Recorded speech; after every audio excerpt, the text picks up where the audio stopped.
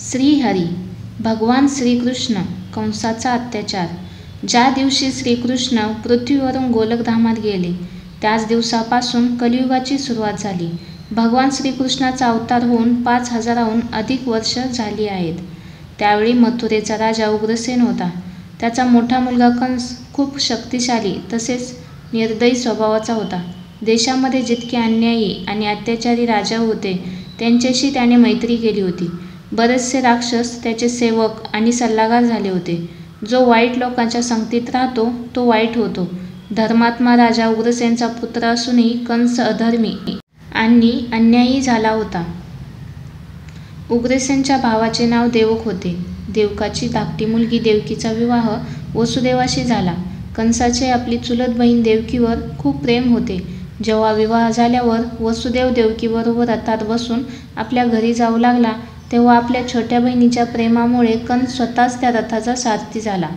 वाटेत आकाशवाणी ऐकू आली, मूर्ख कंसा, तू जिला रथात बसून घेऊन जात आहेस तिच्याच 8व्या गर्भापासून होणारा पुत्र तुला मारेल.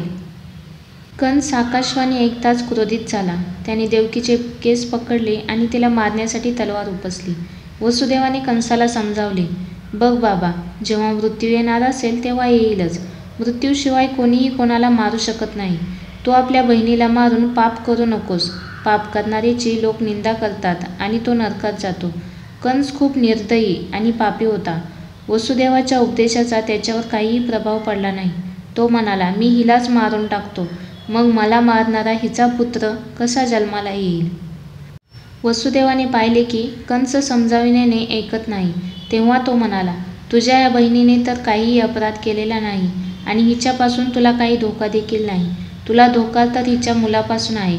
मग हिला जेव्हा मूल होईल त्याला मी तुझ्याकडे आणून पोहोचवेन.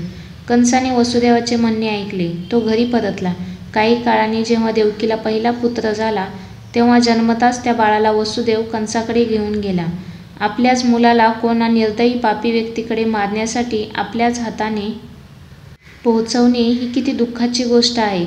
परंतु आपला शब्द पाळण्यासाठी वसुदेवाने हे दुःख देखील सोसले. सत्पुरुष सत्याच्या रक्षणार्थ मोठे मोठे कष्ट सहन करतात. पहिल्यांदा तर कंसाने त्या बाळाला परत केले.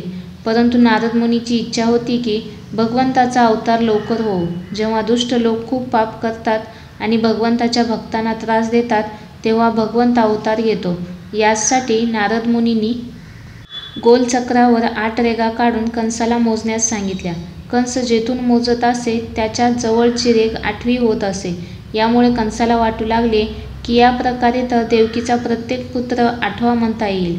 तो स्वतः वसुदेवाच्या घरी गेला आणि देवकीच्या मुलाला तिच्याजवळून काढून घेऊन दगडावर आपटून त्याने मारून टाकले. वसुदेव देवकी कुठे पळून जाऊ नयेत म्हणून त्यांना त्याने कारागृहात टाकले. कंसाने जबरदस्तीने आपले वडील उग्रसेन यांना देखील कारागृहात टाकले. वडिलांना कैदेत टाकून तो दुष्ट स्वतःच राजा झाला. देवकीला जो कोणी पुत्र होत असे त्याला तो दगडावर आपटून मारून टाकत असे. अशा प्रकारे त्याने देवकीचे 6 पुत्र जन्मल्या जन्मल्याच मारून टाकले.